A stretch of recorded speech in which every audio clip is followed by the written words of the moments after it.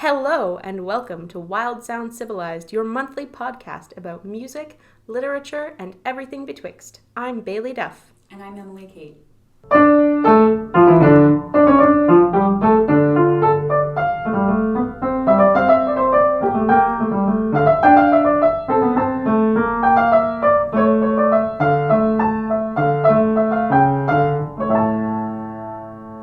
So today we're talking about All My Puny Sorrows by Miriam Toews, which is a piece of Canadian fiction.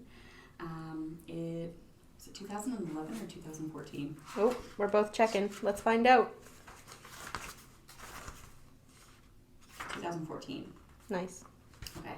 So it was published in 2014, and it follows the lives of two sisters, Elf and Yoli. Elf is a professional musician, a concert pianist, and debatably. I'm getting a look from Bailey now. And Yoli is an author, sort of a pulp fiction author trying to write something more serious.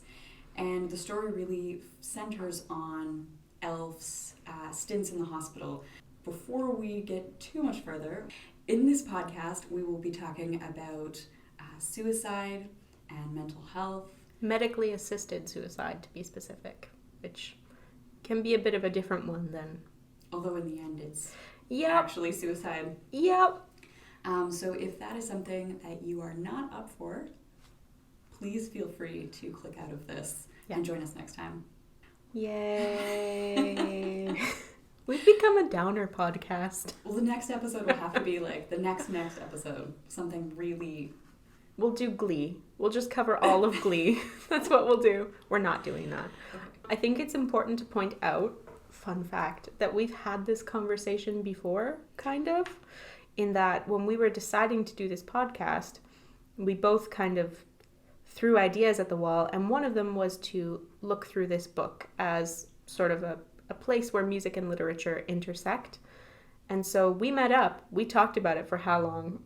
Like 2 hours? 2 hours. And so we could not cover this as the first thing that we did, but we are really excited to cover it. It was literally the exemplar. It was the first one, which is now the third one, but it was first. I guess for me, this book is about a profound non-attunement or dissonance between the two sisters.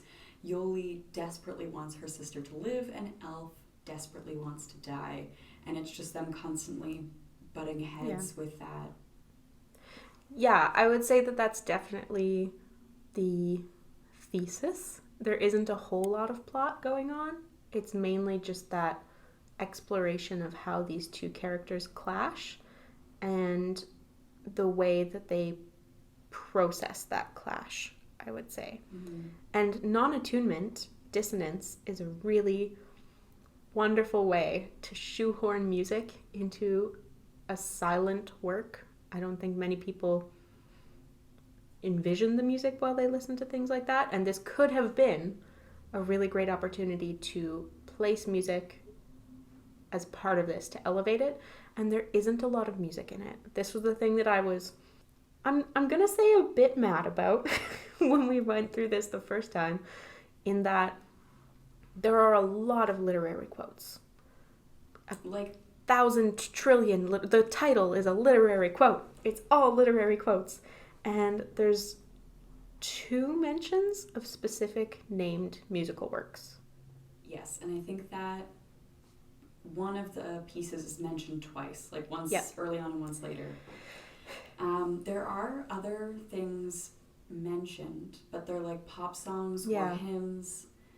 It's not the type of music that Elf would be performing. No, and the type of music that she's performing is really glossed over. There's like comments like, oh, you're playing the Mozart, aren't you? It struck me as really odd and very jarring, and mainly just a missed opportunity. So much could have been done with music and themes of dissonance and themes of sisterhood and themes of death. Those things are explored in really interesting ways in a lot of classical music, a lot of it. And to not get any of it, I felt a little bit cheated.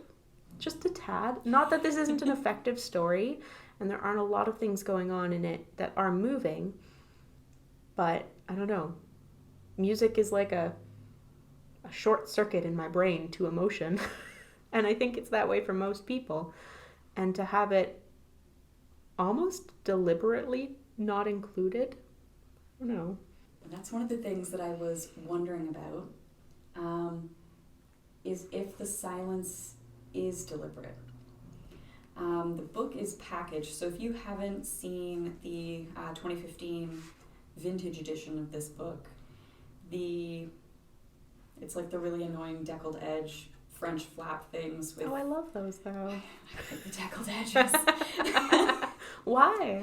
Because when you're trying to flip to find your things... yeah, I guess so.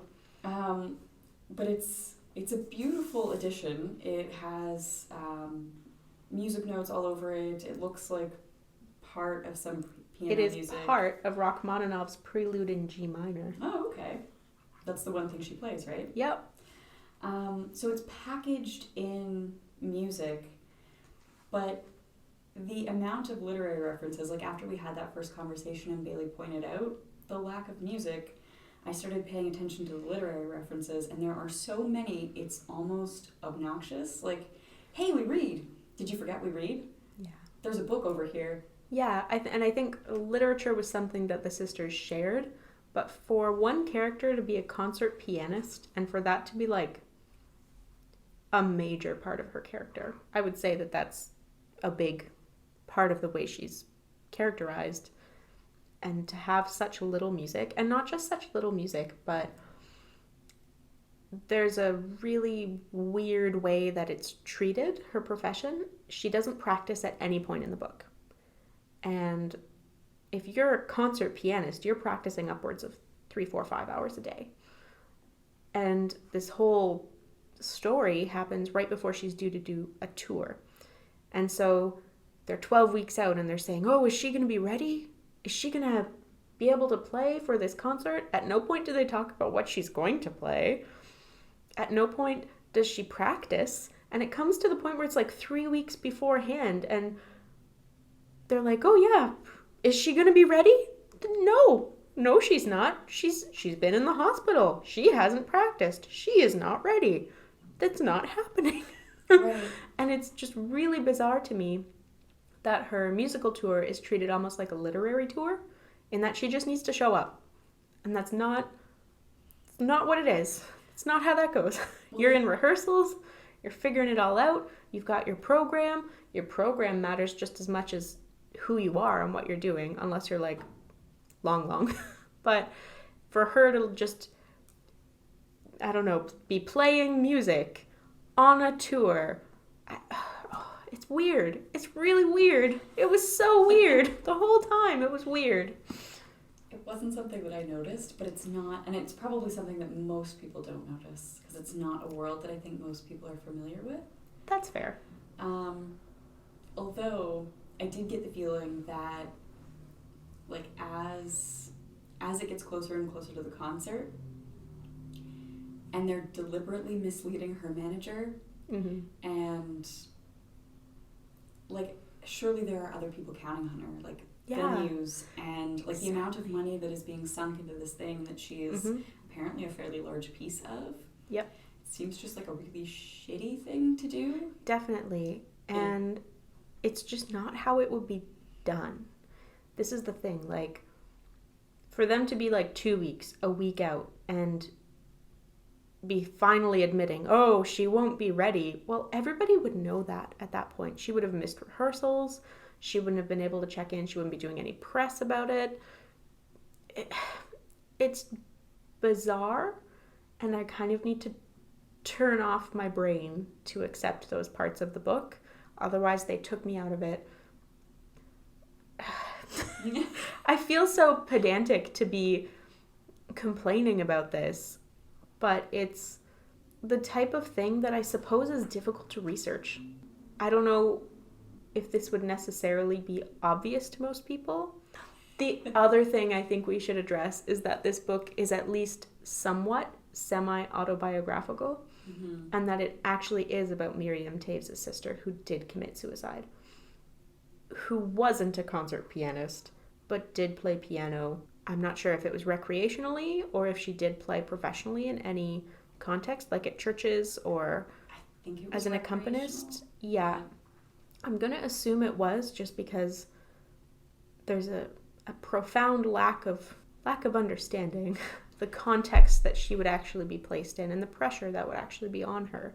Right. I think, so all Mennonite literature seems to be about trauma, but Miriam Toews' work in particular is about her family traumas, either explored mostly through fiction, like blurring that boundary, or if she can distance herself, proper fiction. So the two suicides in this book, the dad and Elf, are based on Miriam Toews' own father, Mel and Marjorie's suicides, down to like the train tracks. It was a really hard read, knowing that like this might be fictional, but that it's a real trauma. Like I came out of reading, because we also read for the next episode that we're recording, and I came out of reading both of them in just like a really weird headspace. Yeah, and I can't remember if we discussed this when we talked about this book first, but I had a lot of trouble getting into this book until about halfway, and then I just finished it in one shot. And in some ways, I think that was a mistake, just because that like funk that you feel after reading something just so heartbreaking. I had been in that funk for such a long time. It took me like a couple of days to sort of shake it off, which is good. That it's a great book to make you feel that way. But yeah, I think it is harder knowing that it's a lived trauma by the author, knowing the degree of authenticity that's there, knowing that it actually happened, more or less, I think makes it much sadder. Right. So in some ways, I feel like this book really excels. Music is not one of those places. Nope. I would agree. And I don't think that the lack of music is really a drawback for most people. I think that, if anything, a lot of music could distract and take the average reader out of it, especially if they're going to name drop just names of pieces as much as they do literary references. And I think that that's part of the difficulty, because if you're reading this book, you read. You probably have read before. I'm going to make some assumptions. Maybe you've even read the things that they're referencing. Whereas if you pick up this book, you don't necessarily listen to classical piano music. I hope that you do, whoever you are, but maybe you don't. And so name-dropping pieces isn't effective. You need to be able to describe classical music. You need to genuinely love classical music to get other people excited about it. And I think maybe that wasn't where the author excelled. And maybe that was in some original draft of this and edited out. That would make sense to me too. Yeah, it's hard to say. It is hard to say. But I think the aspect of Elf performing was explored in the book. Mm-hmm. Especially yes. The way she performs health. Yes. So I think it's interesting that even though Elf never performs musically, we see her perform all the time when it comes to performing in a quote-unquote normative manner. And the hospital sort of requires that in order for them to receive treatment. Like if they want her to engage with her family, they won't bring the phone to her. She has to act like a normal person. I'm putting air quotes, scare quotes around all of this. Invisible scare quotes. Yes. Like she has to go with the other people and pick up the phone like everybody else. At some point she has ingested bleach and her throat is swollen shut. And so she's writing to communicate, and the doctor won't treat her because she won't talk like a normal patient. It's all, in my mind, infantilization. Yes. They're not willing to treat her as an adult because they believe that she's not willing to engage as an adult, because the idea of suicide is so repugnant to the health professionals. And that makes sense, but it's not right. Right. It's interesting that you picked infantilized, because I have that written in the book a couple of times, as well as dehumanized. Yeah. I think especially when they talk about the hospital garments that they're put in, that they've had their clothing taken away, and they're just living in pajamas all the time. I mean, that sounds like a good life in other contexts, but not this one. No, in the context of trauma, the idea of someone being in pajamas all the time, my brain jumped to The Boy in the Striped Pajamas, which was about the Holocaust, where people were dehumanized. Yeah, I think uniforms are generally used to dehumanize. That's essentially their purpose. Yeah, she's treated subhuman. She's treated not in the same way even as her family. And her family isn't treated great by the health professionals either, but they don't even want to reason with her. They don't want to engage. I wonder, especially because this is a Canadian book, this is our healthcare system. So often we read about other people's healthcare system, especially the US, and you go, oh wow, it sucks there, okay. But knowing that this is where we live made it, it hit close to home. It's not what you want for the people around you or for yourself, knowing that mental health affects everyone. I know that it's, 1 in 4 has issues, but it's everyone. Odds are that it's you or it's somebody you know. And we need to have higher standards for the way people are treated in general. And the way that they treat her in this book, like the ultimatums and the refusal to speak with her, even. It reminds me of when I was in elementary school. And elementary schools don't even operate like that anymore. I think the worst ultimatum that I ever give is, if you don't finish your activity, we won't have time for a game. Which isn't even really an ultimatum, but it feels like one. I can understand burnout from the perspective of the healthcare professionals, and I think I can understand where they're coming from, in that their job is to save lives, and for someone to not want that, it makes it very hard for them to do their job. It makes it really difficult to want to save lives, and I think that disharmony is another version of the disharmony that Elf and Yoli have. It is a good point. The one thing that I wanted to point out as well is the contrast between the aunt's hospital experience in the cardiac department compared to Elf's experience in the psych ward, right? So that, I guess, cardiac arrest is beyond your control, and everybody there is happy and positive, like, you'll get through this, simple surgery will get you in right away, like all of the treatment. And then you see Elf's treatment in contrast, and how everybody there is like miserable and like gives zero and she's shits. Blamed. She is outright blamed. It is thought to be an issue of her choices, and her agency is the problem, is how it's treated. Whereas a heart attack is, wow, this could have happened to anybody. Asterisk there, because they definitely do tell you your risk factors in a super judgmental way. But I think that contrast is meant to be there, and it makes it even worse. You're reading through her experience and you're just going, no, stop. I don't know, especially that time when Yoli goes to the doctor and is just like, do something. Tell me what's going on. What's happening? What are you going to do? And he's like, bye.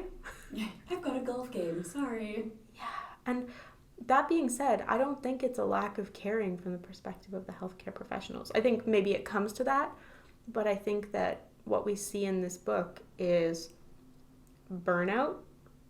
It's being improperly trained for mental health issues. That's what it comes down to. Yeah. I think when you're a doctor, you have to do so much. You have to do every part of the body and mind, everything. And when you go into specializations, oftentimes you're learning more about the medicine than you are about people. And at some point, you have to deal with people. And some people excel at that naturally, and some people don't. I think that the emotional intelligence of doctors, especially working in the mental health field, we need to raise that bar. We need to make sure that they feel supported in their job, because that's not an easy job. And we need to make sure that there are tools in place and attitudes and structures changed. This is a systemic issue. This isn't like a bad doctor here and there. This is a system that is failing patients and professionals. Mm-hmm. Which, I don't know, when I was reading it, I guess I didn't sympathize that much with the healthcare professionals that were in the novel, but looking back at it, you don't end up with a situation like that if it's not a systemic issue. Mm-hmm. Which makes it worse because it is a systemic issue in Canada, where we live, and currently are. Yep. But, yeah, I don't know. I would love to read that book. The book from the perspective of the doctor. Yeah, because he probably sees more than 20 elves in a day, in a week. Mm-hmm. Like, how many days of seeing somebody who is at odds with... How engaged can you be with a person that you know has a higher than 50% chance of passing within the next month? How much does that make you jaded and make it harder to do a job that was hard in the first place? Yeah. And I think that's Yoli's role here, is to give us that horror of watching someone close to you want to die. But if you've been through that multiple times, Mm-hmm. that's just compounding it. You're getting so much further from what reality should be. If you were that doctor, and if you did have all tools at your disposal, would you be able to deny somebody the choice to die? It's an incredibly tough question. Mm-hmm. And it's one that the novel grapples with as well. I think we see it with Miriam and Julie, not Miriam, Yoli, with Yoli and Julie, when Yoli starts to research how she could kill Elf Mm-hmm. by like helping her overdose on drugs. And Julie's like, well, okay, so she wants to die today, but like when she's dead forever. Like, how could you make that decision? How do you know that this time she wants to actually die? Yep. Yeah, there has to be a process. My bureaucratic heart needs a process there, and I'm not sure what checks and balances would need to be in place, but that's correct. I mean, when you're depressed, you have overwhelming feelings. You have too much going on, and sometimes it feels like nothing going on, and it's really difficult to engage with people, and it's really difficult to assess things more neutrally.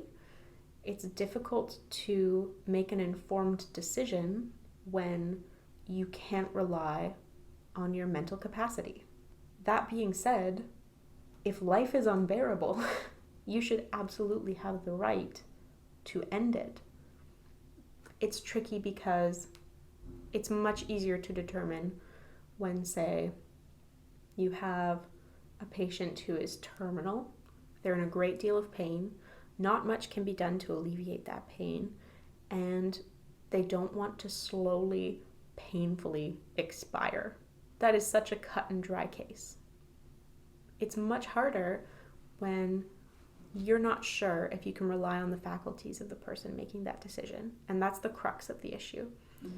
And in that case, I'm not sure that medically assisted suicide is the right step. Maybe it is now.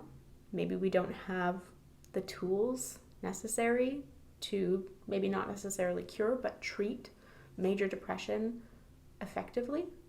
But I do think that those options should be exhausted at the very least. And it sounds like in this situation they were. Were they? Well, because it sounds like a lot of Elf's issues were with her continually abandoning treatment plans. Mm-hmm.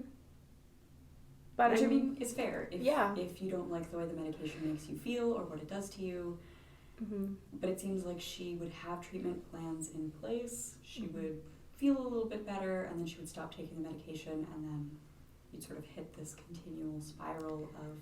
Yeah, and to be fair, we don't know what her treatment history is. Mm-hmm. We don't know what those treatment plans were. But I think that it's not that she's deciding not to do the treatment plan. It's that she is incapable of continuing it. In the same way that if you were a patient trying to keep down pills that you couldn't, you would not be able to continue with that treatment plan. I think that that's just another way that the healthcare professionals are assigning agency to her. They're saying that you are denying this treatment plan when she is unable to continue it because of her illness. She wouldn't, I mean, no logical, sane person would stop treatment if it was working and not creating terrible side effects. But she's discontinuing treatment for reasons that I don't think are fully explained to the people around her, or they don't care. If she's stopping treatment because she feels better and then she feels guilty because her dad died and she doesn't want this, and feeling better causes more emotion to surface, that needs to be dealt with. It's not dealt with, and so she can't continue treatment. And I think, from what I can read, as terrible as this sounds, that she is getting, at the very least, average service. Maybe better, considering she's supposedly a famous world-class pianist. And so if this is all they can give, and this is all she can do, then it sounds like all the options are exhausted. Yeah. Which is terrible. Well, that's terrible. I mean, I would say she's probably getting average or better service because she has her family advocating for her as well. Yes. It's not like she's in this alone. And she's also white. Yes. That's the other thing to keep in mind here. How much worse would this have been? How much... Oh, yep. Yep. Yep. Mm-hmm. Yep. I think it's interesting to think about... There was a line I probably didn't write down because I am smart. The idea of... so, I'm not a Mennonite, and my knowledge of Mennonite is like very nutshell. But some shitty stuff happened in Russia. So there was an exodus of Mennonites across the ocean. There are a couple of colonies. One of them is in Canada.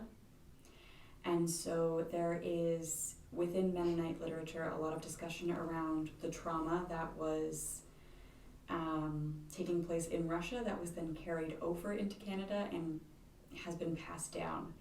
And so there's a line about how sadness is what holds our bones in place, like as Mennonites. Yeah, a shared cultural identity over terrible things happening to you. Yeah. It's tricky because the way individuals process trauma is so complex and layered and multifaceted and difficult to tease out. The idea that this whole society, this whole section of society is processing it both together and alone is even harder. And I think that Miriam Toews, in all of her works about trauma, which they all are, is trying to communicate that shared feeling of pain and loss and difficulty, which, yeah, there's definitely a larger story at play. There's a framework where this story sits inside. It isn't just major depression, which there were scare quotes around that just. It is major depression, the loss of her father, the difficulty of their cultural identity, not just because of everything that happened, because of the way they were raised in a society that was grieving for itself almost, but because she seemed to reject that society mostly, and still was affected by the trauma of that upbringing and of that environment. It's like you can't escape. Yeah. This is a very sad book. It is. It really is. So maybe to end things on a more positive note. It's a funny book. It is a funny book. It's a very funny book. It's a super funny book. I think we have not communicated that at all. The Miriam Toews humor is just so dry. I love it. Yes. Oh, it's my type of humor. My favorite, funniest part, laugh out loud, then feeling like a terrible person, is at the funeral for Yoli's aunt. And the little toddler just climbs up and starts playing with the ashes as his mother is like trying to deliver a eulogy, and everybody is just like burnt out and exhausted and watching this unfold with like horror and not doing anything about it. And he's just like a kid in a sandbox, but with his grandmother's ashes. I think he eats the ashes. I think he eats them too. I was gonna say that, but it's so good. Like it's bad. I'm laughing. Maybe I shouldn't be laughing, but I'm laughing. And that's the type of humor that like I tend to prefer. Just terrible person humor. I liked when they moved to Toronto and there's like a warehouse with like a sludge moat around it, and just all of the interactions with the toxic sludge moat. Like the one day there were men and like waiters sucking out the sludge and just letting it run down the street. And then when her mother arrives, her umbrella breaks, and so she just takes the umbrella and throws it in the sludge. And it's like, here in Toronto, we recycle. Maybe one day my mother will get on board and stop throwing things in the sludge moat. Yeah, there's like a sarcasm to it, and I think that ties back to that shared trauma. It's really easy to be funny when terrible things happen and you can brush them off. I think humor most of the time is about discomfort. Mm-hmm. It's about juxtaposition, and it's about a reaction that sometimes comes from a place of not knowing what else to do. And so in this book about death and assisted suicide and shared intergenerational trauma, it's, I don't know, it seems like ripe for humor. And it is. It's so good. It's so funny. I just don't know how else to explain it. But it is, I promise. And you should read it. Actually funny. It is heavy, but it has really light moments as well. Yeah.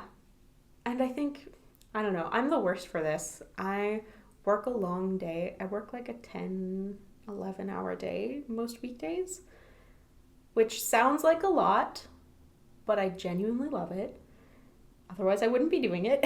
And when I come home at the end of the day, I don't want to watch anything that makes me think. So I've been going through The Chilling Adventures of Sabrina. Love it. Pure trash. Yes. Or I got through all of The Good Wife. My favorite show. I'm going to make that call. I don't think I've said that to anybody ever before. The Good Wife is my favorite show. 110%. I am announcing it to the world. It is so good. You start on episode 1 and you're like, I don't know about this. By season 5, you are so invested in everything. Or what else do I watch? Have you watched the adaptation of Outlander? Okay. We've talked about Outlander a little bit, but the background context is that I, before this podcast, spent the past 2 years exclusively reading the Outlander series. And not just like it took me 2 years to read the Outlander series, but like when I was finished it, I would just go back to the beginning for the past 2 years. And I think the longevity of that and just, it's not the way it is in my head when I watch it on the screen. It is very jarring. It is uncomfortable.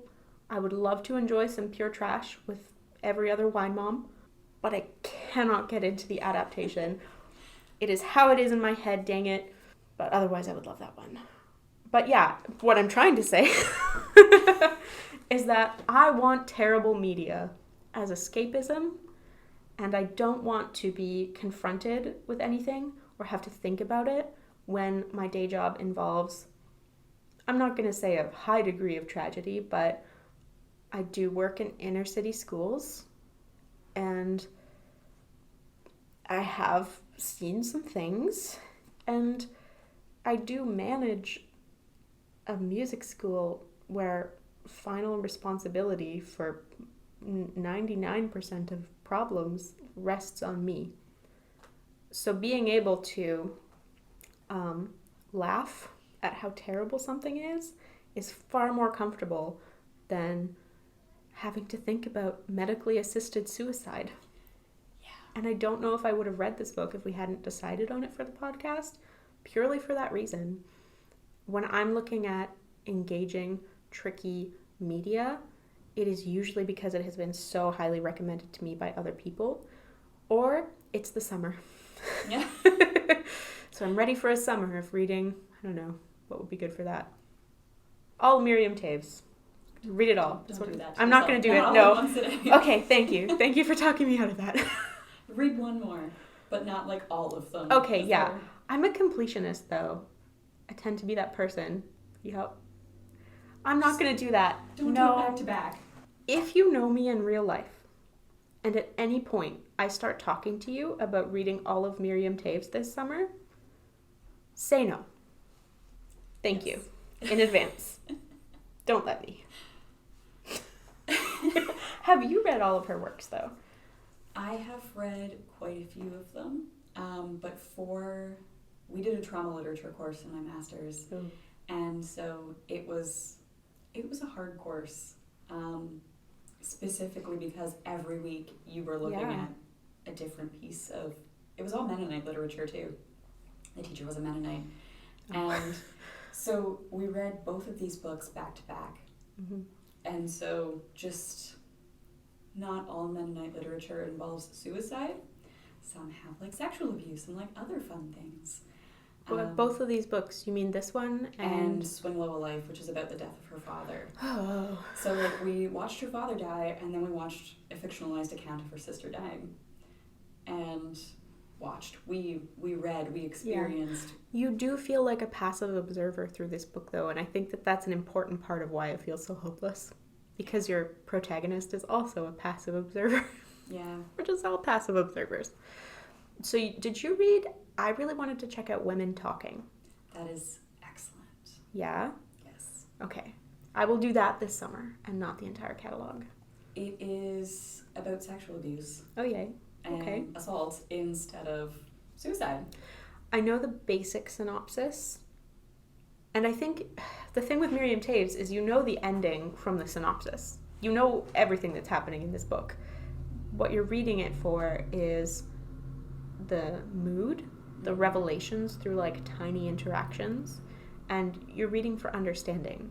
Like, going into this, I'm not sure if I ever really had a question that her sister would succeed in killing herself. That seemed like a bygone conclusion to me. I don't know. Did you? Because we had read Swing Low a Life first and we discussed it as a class, I already knew that her sister, like her real life sister, had passed away. Yeah. Passed away. That is such a passive phrase. Her sister had died. Yeah. Let's make it active. Yep. Instead of pretty. Yeah, I don't know. It's tricky, though. I think it's important to have prettified language for something so difficult. Is it? Yep. Because we... Uh-huh. But we... Like... You will die. It's something that I spent a lot of last year grappling with. The fact that, like, I'm a future corpse. Yep. You are a future corpse. Welcome to my existential crisis, listeners. Yay. I just sort of stared creepily at our little mic and said that I'm looking directly into your souls wherever you're listening to this right now. Dun dun dun. But, like, you will die, and so to beautify it and to distance it, I don't think the euphemism exists for the comfort of the many. I think that it exists for the comfort of the few. I'm thinking specifically of grieving people that have trouble accepting what's going on. And I'm not saying that difficulty in accepting is right. I think every culture has their own death rituals, and that's a whole other interesting topic. But when you say that somebody has passed away, you're softening that greatly. And I think people who are grieving need that softening. And I also think euphemisms are useful in dealing with kids who don't understand what's going on. And I think you want to be able to say to a child, this is what has factually happened, but you also want to give them the language that makes it feel better. And sometimes that language is saying they've passed away, because when you say die, that has different connotations in a child than it is to an adult. I mean, and I'm not saying this is just a blanket. Don't tell children what's happening. This definitely requires a degree of knowing people and knowing what's going on. it's tricky. I feel that the language is useful. I would never go to a funeral and say, I'm so sorry your mom died. So sorry for your loss. I hope you're doing okay. You almost want to minimize what has happened and emphasize what is happening. And I don't know, I've had a lot of death these past 6 months, and even more this past 2 years. I've been to more funerals than I have been for my entire life. And I've found it useful to use that separating language and to try to soften wherever one can. I guess maybe in the moment using that softening language is important, but I think in general, yes, I agree. Yep. It is important to acknowledge in like the active sense. Mm-hmm. And our society has trouble with that, right? It like it really has difficulty with that idea of you will die. That's why that feels so revelatory. When you're like, I'm a future corpse, it's like, oh no, oh crap. That shouldn't feel revelatory. And I think that it's important that people are doing the work, like Caitlin Doty. Yes, I love her. Yeah, love her. I love Death in the Afternoon. I love that podcast. But they're doing that work of trying to make death accepted in our society and take away some of the stigma, trying to make it feel as natural as it is.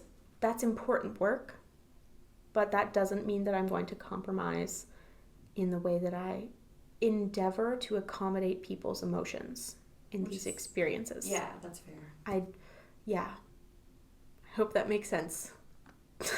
Basically, I don't want to say the wrong thing at a funeral. And, okay, maybe too personal, but when I say this person has died, I start to feel emotional about it. But if I can distance it and I can say, this person has passed away, I feel better. I think I feel the opposite. Yeah. So like I don't know if this is something that you want to keep in the podcast, like I'm okay sharing, but yep. So my grandmother died. We were quite close, and it seemed quite sudden, and so died feels accurate to how the experience, like how I lived that experience. Yeah. And like part of that was me being incredibly naive because she had liver cancer, and they were like, it's stage 4 liver cancer, and I was like, 4 is a low number, not when you're talking about cancer. And I was like, I knew that you could remove a liver and like take chunks out of it, right? So like that softening language always sort of felt disingenuous to the experience, I guess, of her being like alive one day and like dead 30 days later. Yep. So I don't know. I'm just having the exact opposite experience. I, again, don't know if this is going to stay in the podcast, but recently one of my students passed in a very sudden and traumatic way, which is almost the only way for it to happen when you're 7 years old. And it's really hard not to soften that. I think nobody ever wants to think about death in the context of being taken away so young. And I think when we're talking about being a future corpse, in the back of my mind at the very least, I'm thinking, oh, so many years from now, when I'm old, when I'm elderly. And even as much as I've tried to get into the death acceptance movement, there's no way to be comfortable with the death of a child. I don't think that's staying in the podcast.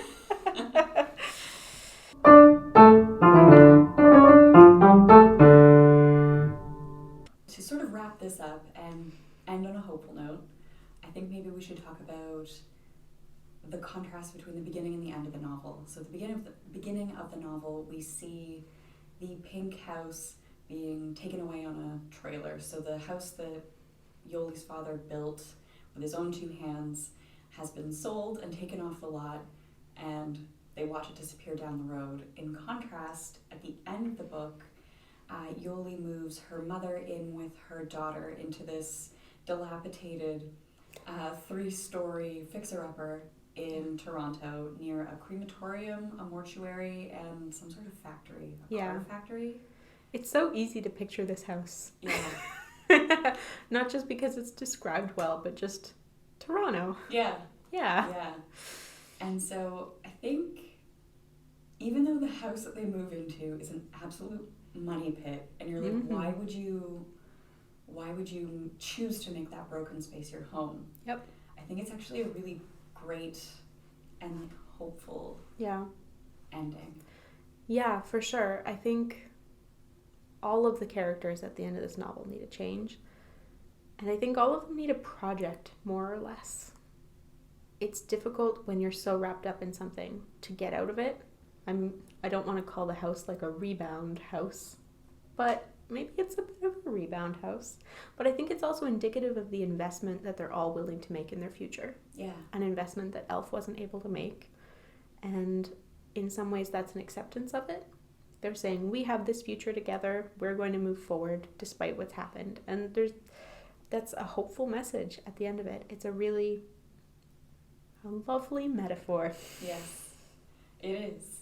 There's another one of those funny moments in there too where like they have skunks and they're the construction workers say that if you pee all over the backyard, these skunks will go away. Yep. And so Yoli invites one of her daughter's friends to pee in a cup and like sprinkle it on the balcony or something. It's like, no, you don't have to do that. Ooh, I have recently dealt with skunks at work.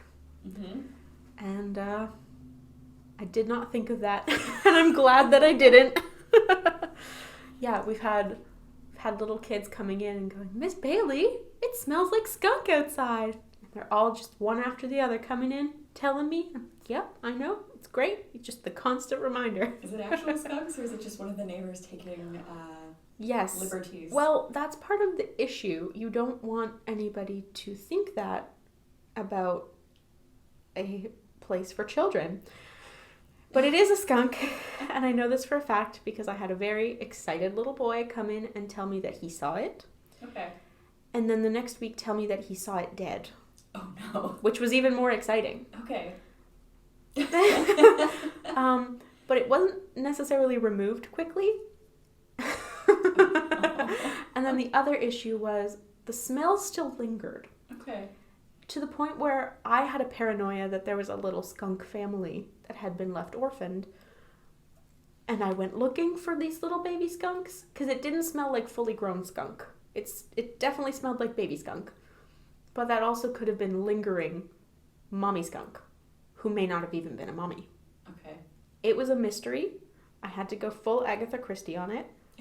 Turns out there were no baby skunks. Okay. There was just super dead man skunk. Didn't see that twist coming. No. Nope. You found it dead and you identified its gender? Sex, I suppose I should say. It wasn't one of the highlights of my career. All right. Yep. There we go. On that note, that seems like the perfect place to end the podcast for today.